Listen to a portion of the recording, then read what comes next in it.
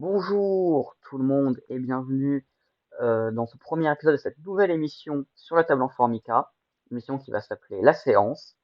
Et en gros, le principe, c'est je discute avec un invité autour d'un film sur lequel on n'est pas d'accord. En l'occurrence, l'invité, ça sera Maël, que vous avez déjà vu plusieurs fois sur la chaîne. Et le Salut film, Mickaël. salut, salut Maël. Et le film, ce sera Tic Tic Boom de Lin-Manuel Miranda, un film que Maël a adoré, c'est le moins qu'on puisse dire, puisqu'il était top 1 de son classement 2021. Et un film que j'ai moi pas du tout aimé. Donc, on va ouvrir les hostilités. Maël, est-ce que tu peux nous résumer très rapidement ton rapport au film, qu'est-ce qui te plaît en lui, de façon très succincte? Mon rapport j'allais dire Hamilton, non, ça commence très bien. Mon rapport à Tic Tic Boom, c'est un film que j'attendais énormément parce que j'adore Lin-Manuel Miranda. J'adore ce qu'il fait quand il composait des films pour Disney. Je pense à Vaiana, je pense à Encanto, qu'on a vu récemment, dans la période de Noël. Euh, Quand j'ai découvert Hamilton pendant le confinement sur Disney+, ça a été un électrochoc, ce qui fait que j'attendais à chaque fois tous ses projets. Et ça a toujours été quelqu'un qui se rapprochait du cinéma petit à petit.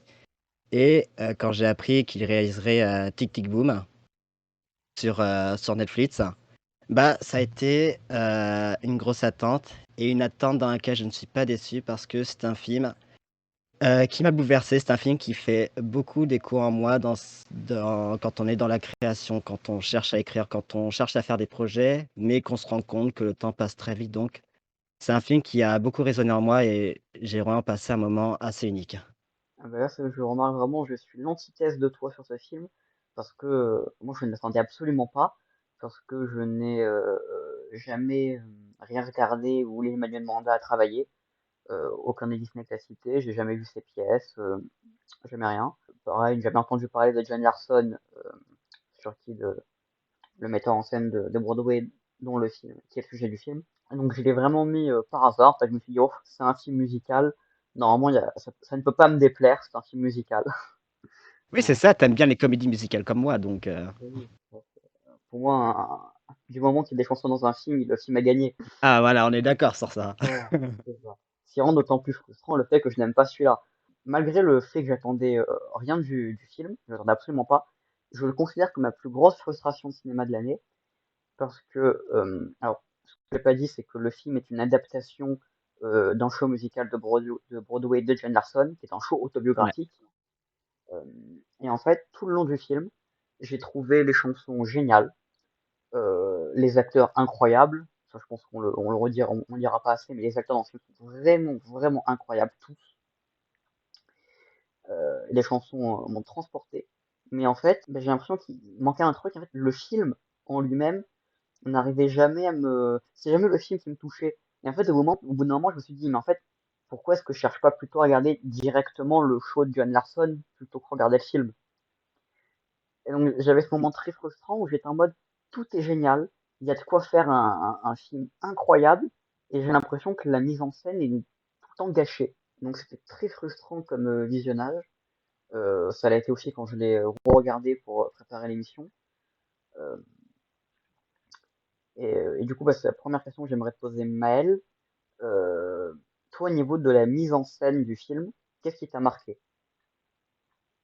Alors, je suis d'accord avec toi dans ce que tu as dit précédemment par rapport aux chansons qui font écho à la vie de Larson, à la manière dont elles sont dans le film qui sont magnifiques. Pour la réalisation, dans mon premier visionnage, j'ai été transporté par la réalisation de Miranda, dont c'est son premier film. J'ai trouvé il y avait quelque chose de très vivant quand il filme Andrew Garfield. Avec des personnages toujours en avant, toujours en mouvement plutôt, donc ça m'avait captivé au premier visionnage. Après, en ayant, revu le film hier, je me disais que pour un premier film, on est sur quelque chose d'assez classique, mais tout de même ce qui m'intéressait, c'est de montrer un personnage qui est toujours en mouvement, toujours en action, qui est pressé par le temps, qui a toujours un écho du tic-tic d'une horloge qui avance en disant: «Il a pas le temps, il y a pas le temps à perdre», donc C'est vrai que la mise en scène est classique, mais il y a quelques petits moments que je retiendrai quand même. Mais plus que classique, en fait, j'ai l'impression que la mise en scène, elle arrive jamais à se décider de quoi faire avec la caméra. Comme si elle était un peu trop. Et j'ai plusieurs scènes où c'est qu'il y a Larson qui fait du piano. Je pense notamment à cette chanson magnifique et vraiment bouleversante quand John apprend que Michael a le sida. Euh, Ah oui. il trouve Mmh. le piano dans le parc. La chanson est magnifique, elle me fait verser une larme. Mais en fait, j'étais toujours en mode, la caméra, un coup elle tourne à droite, un coup à gauche, et en fait, on a vraiment, j'ai vraiment l'impression que la caméra, Miranda, il sait pas du tout la mettre. Et du coup, je suis en mode, ouais, la mise en scène pour, je vais différencier mise en scène et réalisation. Mise en scène théâtrale, elle est géniale, ça se voit que Emmanuel Miranda a de l'expérience là-dedans, parce que ce qui se passe dans la scène, c'est bien, mais la caméra, comment est-ce que la caméra le capte? Ben, j'ai l'impression que c'est de trop et qu'il sait pas trop quoi en faire en fait. Toujours l'impression que la caméra, ouais, elle va un peu là, un peu là, un peu là, mais elle sait pas trop quoi filmer. Ouais, c'est plus le côté œuvre de cinéma où tu es moins fan, hein. C'est ça. Et par exemple, un autre truc qui m'avait un peu frustré, c'est dans la chanson sur le brunch quand ils sont dans le dîner, Ouais. euh, et qu'il y a le mur du dîner qui se décolle. Il y a une idée que je comprends, le fait qu'avec son imagination, il pousse le mur, il se fait de l'espace. Donc c'est une très belle idée. Mais c'est ça, je trouve, c'est que je ne fais que le comprendre. Et la caméra, elle me fait jamais vivre ce truc un peu salvateur, un peu vraiment. T'es censé être, waouh, c'est libérateur. Tu vois, t'es euphorique. T'es censé être euphorique à ce moment-là parce que vraiment, c'est avec la force de son imaginaire, avec ses chansons, avec son son de la mise en scène, qu'il se crée de l'espace dans ce moment horrible qui est le dimanche dans le dîner avec les clients idiots. Mmh. Mais bah, ça, tu le comprends qui est fait parce que t'as l'idée de mise en scène, mais la réalisation, elle te le montre jamais. Alors après, comment faire, je sais pas, moi, il aurait pu avoir, je sais pas, moi, des plans sur le mur qui se décolle, faire trembler la caméra pour vraiment donner une impression de puissance dans cette scène. Et ce qui fait qu'au final, je trouve ça très plat. Ça fait pas vivre grand-chose. Ça raconte quelque chose, mais ça fait pas vivre. Le gros problème, c'est vraiment les émotions ne sont jamais transmises par le film, mais par le sujet du film. Il y a un truc, très intéressant ce que tu dis, c'est que pour moi, une bonne comédie musicale, c'est un film où tu as envie de danser avec les personnages et de chanter avec les personnages. Autant moi, j'ai chanté, j'ai dansé les personnages, j'étais à fond dedans. Toi, ça se sent que tu as été un peu en retraite, tu étais transporté par les paroles des chansons, par la manière dont elles sont interprétées, mais c'est plus de la façon dont ils montraient où tu étais moins fan. Et c'est un peu ce que j'ai vécu avec vu que l'année dernière, on a eu un film qui s'appelle D'où l'on vient, et D'où l'on vient, c'est à la base une comédie musicale de Lin-Manuel Miranda qui a été réalisée, du coup, l'adaptation a été réalisée par John Chu, c'est le réalisateur de Crazy Rich Asians et de Sexy Dance 3. Et D'où l'on vient, tu sens que que c'est Miranda qui écrit les chansons, qui a fait l'œuvre, mais dans l'adaptation, t'as pas envie de chanter, t'as pas envie de danser avec eux, c'était trop plat. Donc je comprends ce que tu as vécu, mais moi, c'était plus avec un autre film. Ouais, j'ai pas regardé ce d'où l'on vient, parce que ça m'avait vraiment pas donné envie. Les, Bah, la bande-annonce était c'est vraiment. en fait, c'est très décevant parce que, d'où on vient, ça raconte, l'histoire, ça se passe dans un quartier aux États-Unis, je sais plus le nom et c'est toute la communauté latino qui se rejoignent. Donc c'est quelque chose qui fait écho à ce que vit Miranda en tant que latino-américain, mais et les chansons, les paroles sont magnifiques, c'est beau, mais c'est comme je te disais tout à l'heure, en fait, si tu as pas envie de danser ou de chanter avec les personnages, si tu ne ressens rien, si tu es trop en retrait, pour moi, tu as raté ta comédie musicale. Et je pense que c'est ça que tu as vécu, en fait. Et c'est pour ça que c'est frustrant pour toi. Ouais, c'est exactement ça. C'est ce moment où je n'arrive pas à vivre avec les personnages et du coup, ben, j'ai du mal à partager leurs émotions. Aussi, un truc que je trouve un peu dommage, c'est on arrive à sentir les relations avec les personnages parce que vraiment les acteurs les transmettent très bien.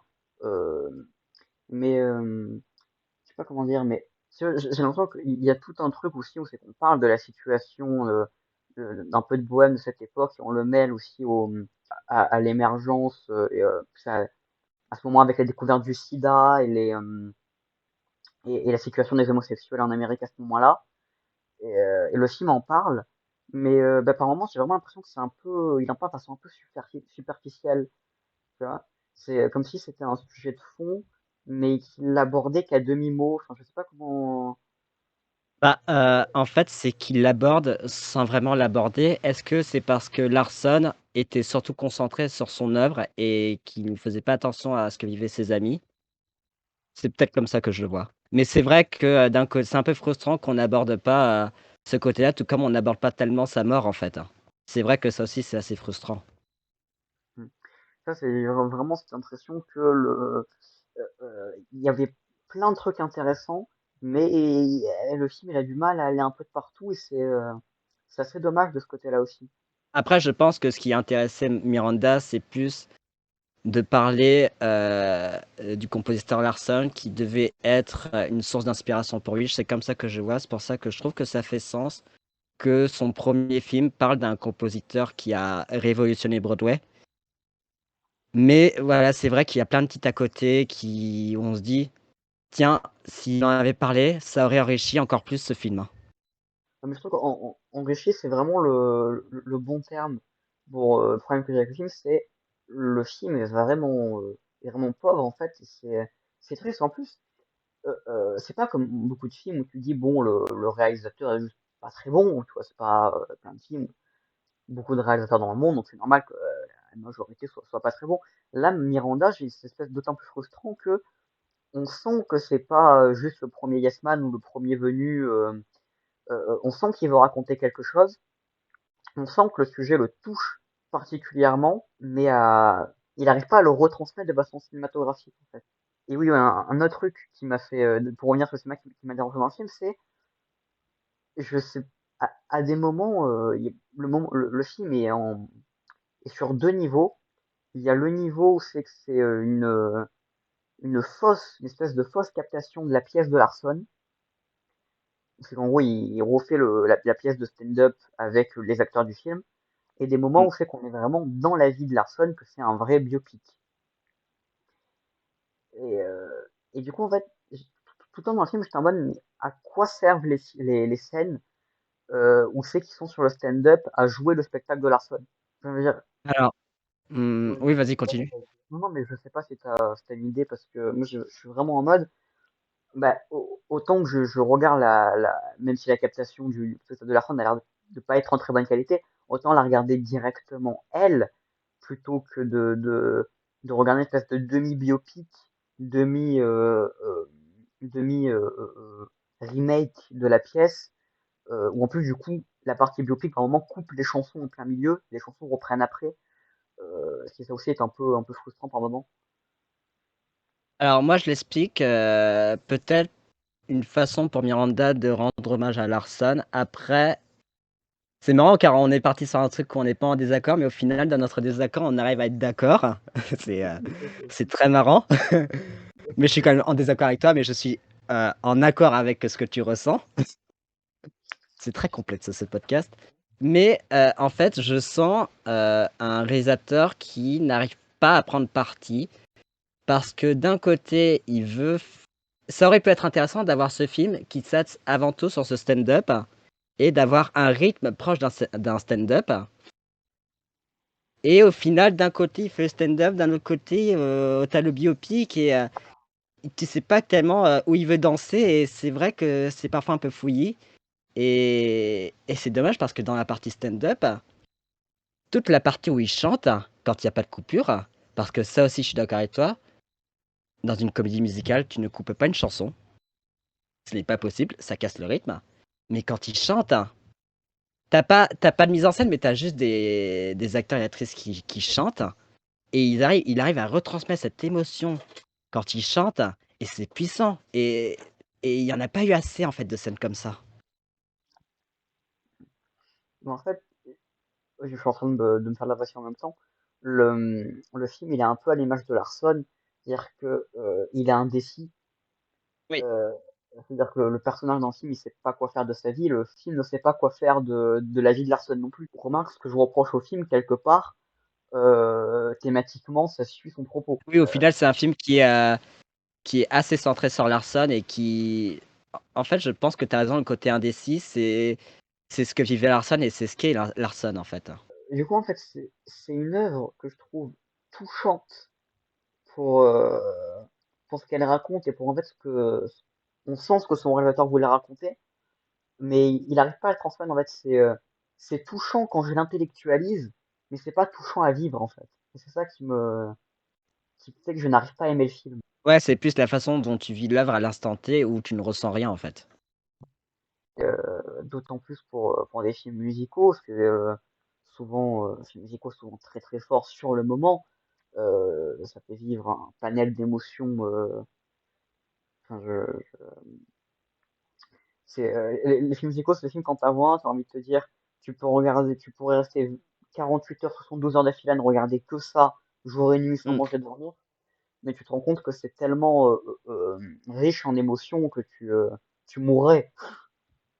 Pour Euh, moi, quand tu- tu es à feu c'est hyper subjectif ce que je vais dire et je sais que tu seras d'accord avec moi, mais quand c'est bien fait, les comédies musicales, c'est un genre qui est hyper puissant, qui te fait ressentir plein d'émotions. Tu n'arrêtes pas d'y repenser, tu n'arrêtes pas de réécouter les chansons et quand c'est bien fait, tu as aucun genre qui peut aller au-delà de ces émotions-là, en fait.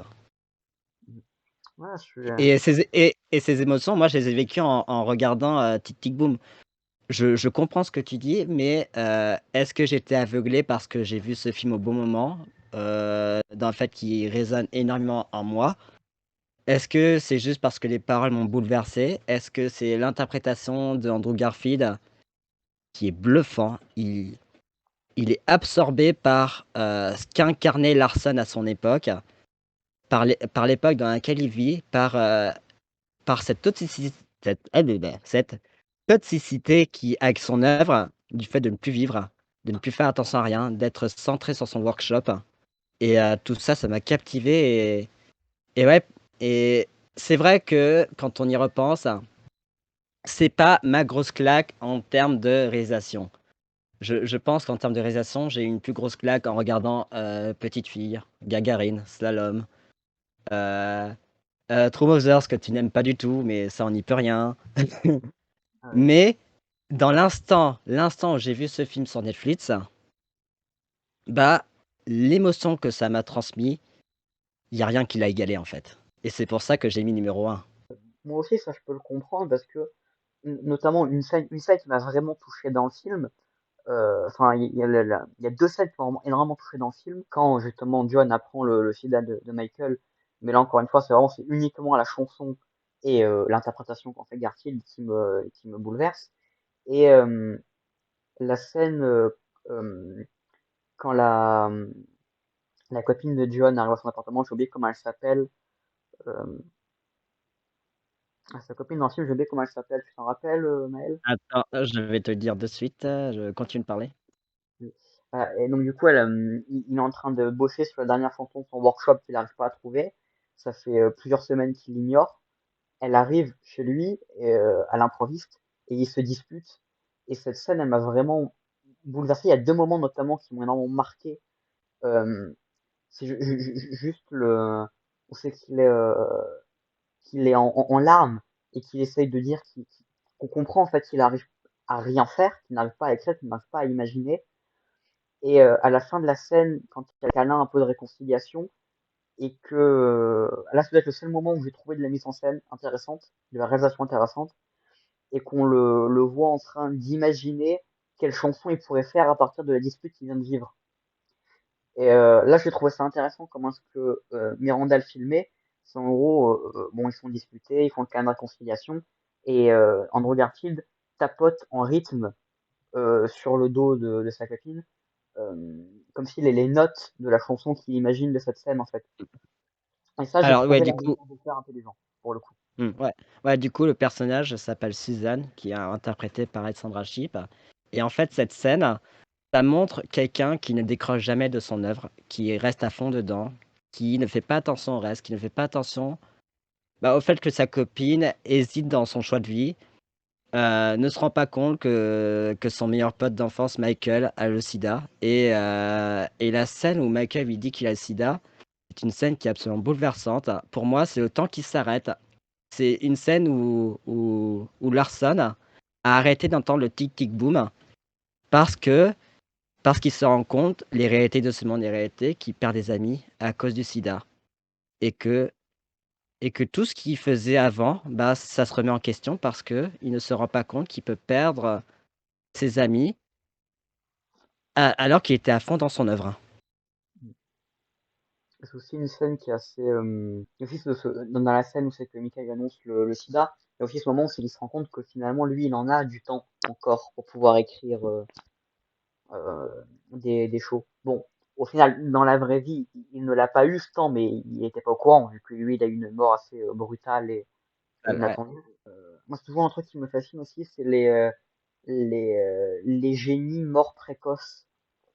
Mmh. Euh, les gars qui ont révolutionné leur art, leur domaine, mais qui sont morts très tôt. Alors, ben, là, il y a John Larson mort à 35 ans en ayant fait un des shows. Il me semble que c'est le show resté le plus longtemps à l'affiche à Broadway, Ouais tout autour de Broadway. C'est aussi un show qui a révolutionné toute l'histoire du musical, tout ça.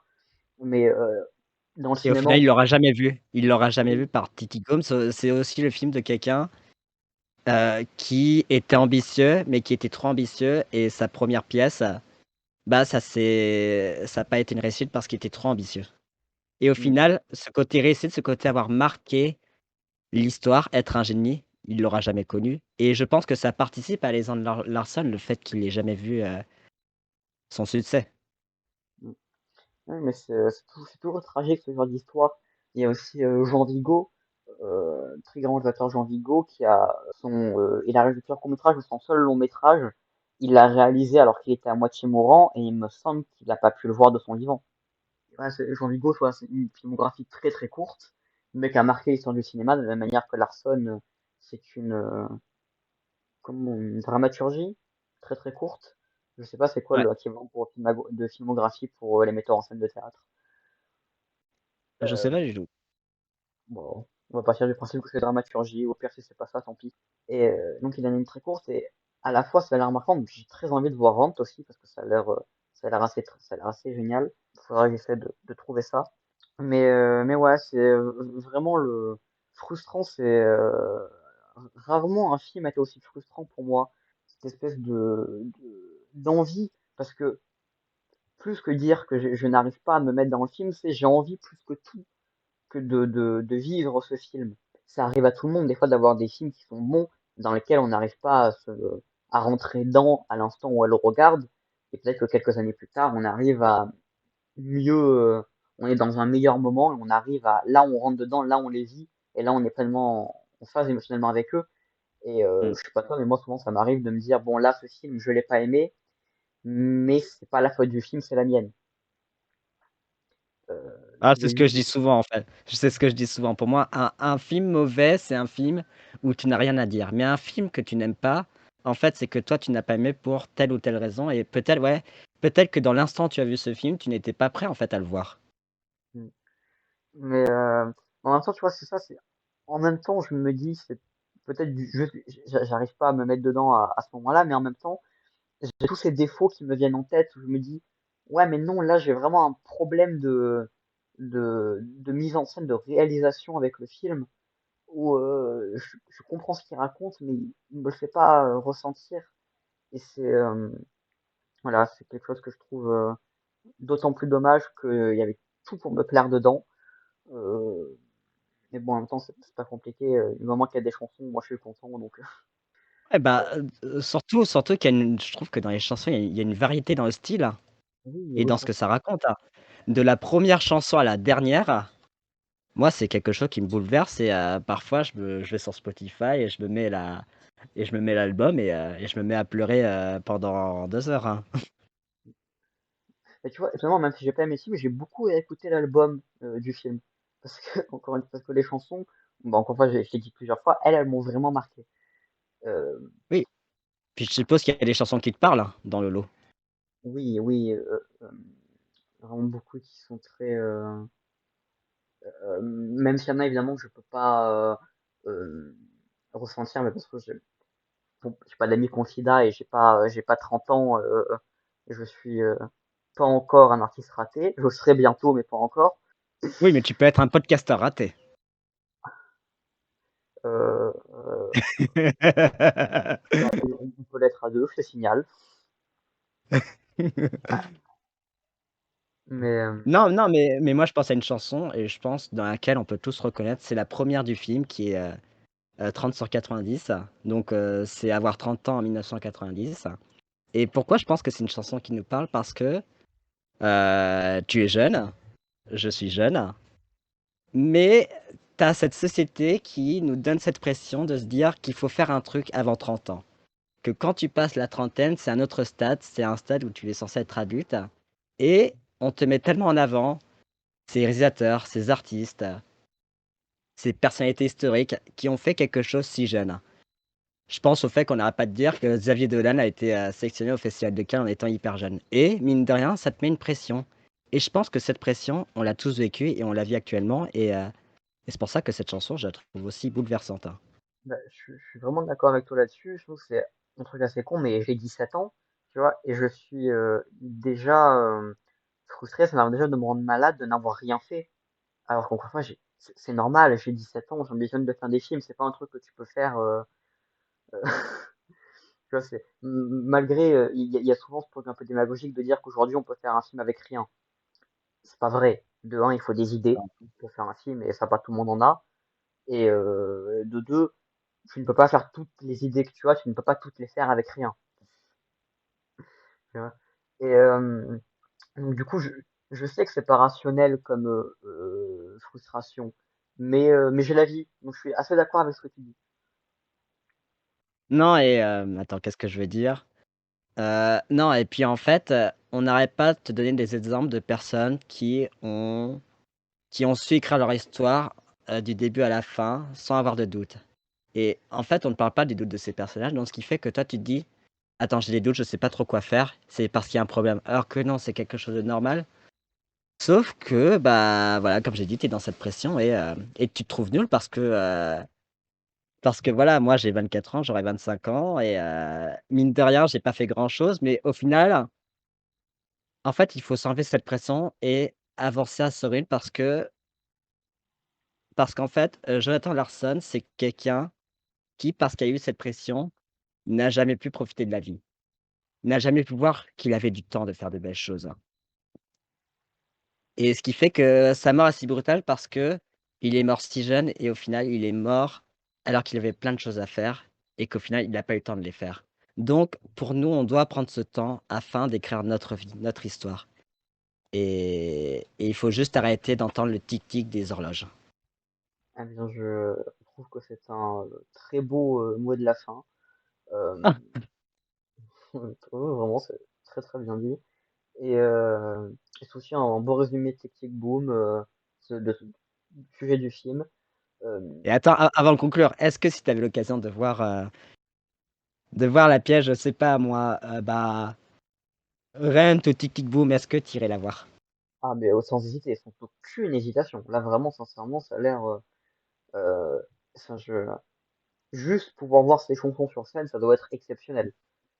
Que moi j'ai un rêve, c'est que j'adore les comédies musicales, mais bah, voilà, on n'a pas cette culture-là en France, donc ce qui fait que voir des comédies musicales en France, c'est compliqué et ce qui fait que moi, mon rêve le plus fou, c'est d'aller à Broadway et heu et de pouvoir découvrir ce que plein de gens ont pu vivre quand ils ont vu une comédie musicale, Ouais. car c'est un super art Le problème, c'est que et ça coûte et super donc bien cher. évidemment, ouais, ça coûte hyper cher. C'est pour ça que le film est très intéressant quand il dit que jamais un touriste vont payer une telle somme pour voir des vaisseaux spatiaux, vaisseaux spatiaux. Alors que c'est faux, c'est cool les vaisseaux spatiaux. Moi, je donne tout mon argent pour des vaisseaux spatiaux. Ah, j'aimerais bien voir des vaisseaux des trucs de l'espace dans une comédie musicale, hein. Ah, une comédie musicale Transformers. Ah, quel enfer. Mise en scène par Michael Bay? Mais alors, c'est quoi? Alors, tu vas peut-être me frapper là-dessus, mais son dernier film à Michael Bay, Six Underground, je l'ai bien aimé. Mais sincèrement, Ah, premier degré, j'ai bien aimé. j'ai jamais eu autant envie de vomir après une scène d'introduction. Je vais peut-être devenir un invité récurrent de l'émission alors. Non, mais si tu veux, on fera une émission sur Six Underground et là, je serai pas d'accord avec toi. Mais bon, Tic Tic Boom, c'est un film déjà qu'on vous invite à voir, qui est Mmh. sur Netflix. C'est un film original Netflix d'ailleurs. Ouais, Donc Andrew Garfield nommé, dans meilleur acteur. c'est bien normal, même si Adam Driver l'aurait pu se mériter. Ah oui, j'arrête pas de repenser à Annette, d'ailleurs. Voilà, donc c'est un film qui est un sujet assez touchant, qui raconte une histoire qui est passionnante, qui a des musiques superbes et des acteurs incroyables, mais voilà, la mise en scène, ça pêche un peu de ce côté-là. Ceci dit, peut-être que vous verrez des choses que j'ai pas pu voir dans le film et grand bien vous en fasse, hein, je préfère toujours mieux d'aimer un film que de ne pas l'aimer. Donc, j'espère nos auditeurs qui auront écouté le film, qui auront regardé le film, l'aimeront. Et je vous souhaite, enfin, je vous dis au revoir. Je vous souhaite bonne fin de journée ou de soirée Et ou peu attends, importe. et avant de conclure, n'hésitez pas à dire sur Twitter si vous êtes team Maël ou team Michael et bien évidemment, vous connaissez déjà la réponse. Oui, évidemment, il y a une personne ici qui a un bon goût absolu et il y a une autre. Voilà. Si tu veux, on demande à Pierre. Oui, mais c'est de la triche. Il est vendu, il m'aime pas. Mais bon, je vous dis au revoir tout le monde. À la prochaine. Salut à tous.